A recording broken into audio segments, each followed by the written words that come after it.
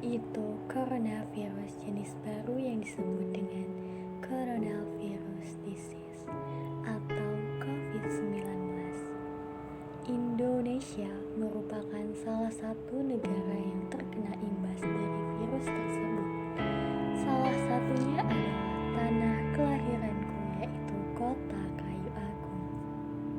Kota ini merupakan salah satu kecamatan yang terletak di Kabupaten Ogan Komering Ilir, Provinsi Sumatera Selatan. Kota ini terkenal akan kebudayaan dan gor perahu kajangnya yang unik. Gor perahu kajang ini adalah gor pertama di dunia yang berbentuk seperti perahu. Mengapa berbentuk perahu kajang? Karena perahu kajang merupakan perahu tradisional yang selama ratusan tahun telah diproduksi dan digunakan oleh masyarakat di Kabupaten Ogan Komering Ilir, di mana daerah ini sekitar 70% wilayahnya merupakan daerah perairan.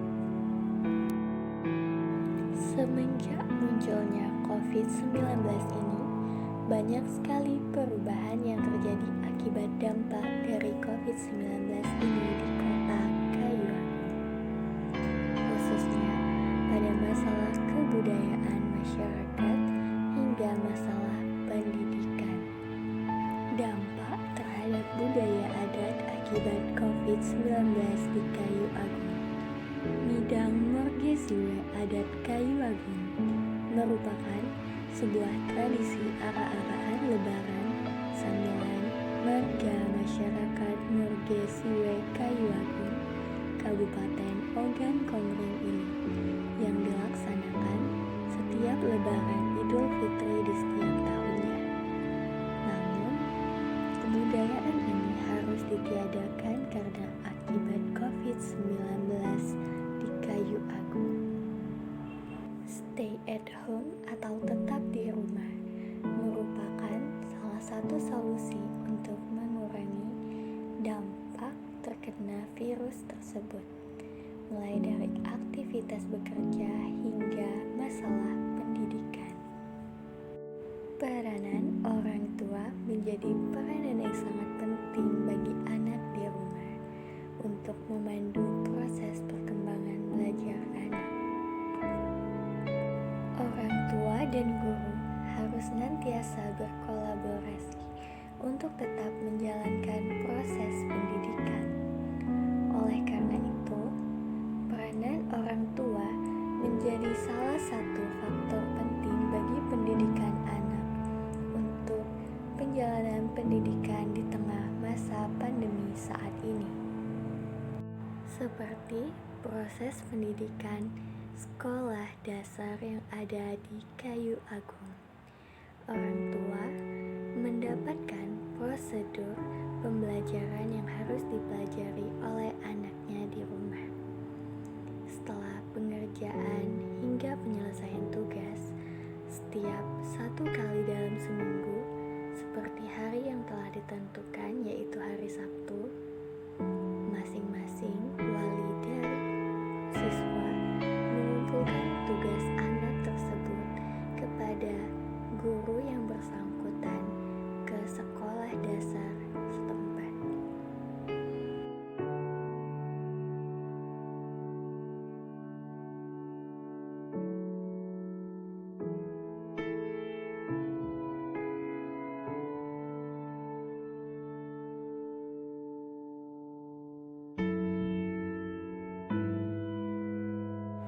Setelah sampai pada sekolah dasar tersebut, orang tua mengumpulkan dan melihat proses penilaian hingga evaluasi pekerjaan anaknya di rumah.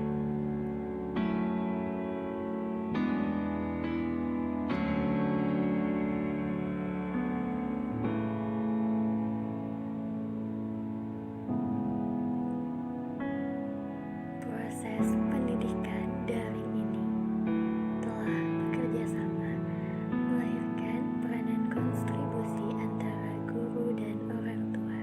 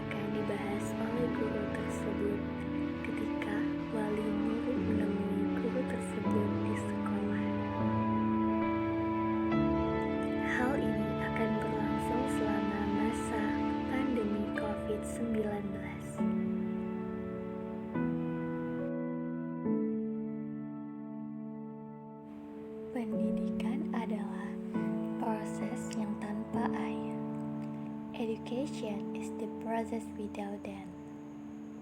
Dan pendidikan merupakan proses pembentukan kemampuan dasar fundamental, baik menyangkut daya pikir, daya intelektual, maupun emosional perasaan yang diarahkan kepada tabiat manusia dan kepada sesamanya.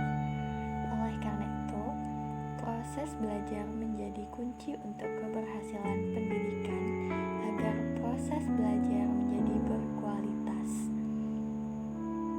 Berdasarkan pernyataan tersebut, dapat kita ketahui bahwa pendidikan harus berjalan dalam keadaan apapun. Namun, di samping beberapa kendala yang muncul, terdapat beberapa hikmah yang dapat kita peroleh dari pandemi COVID-19 tanpa kita sadari. Selain orang tua dapat memonitoring anak-anaknya, keluarga yang tadinya jarang berkumpul, maka ketika COVID-19 menjadi sering menghabiskan waktu berkumpul bersama keluarga di dalam rumah. Dampak yang dirasakan pun sungguh sangat nyata dan dapat dirasakan oleh setiap orang. Namun, masyarakat tidak bisa menjadikan pandemi COVID-19 sebagai alasan utama untuk tidak melaksanakan kegiatan, terutama dalam hal pendidikan.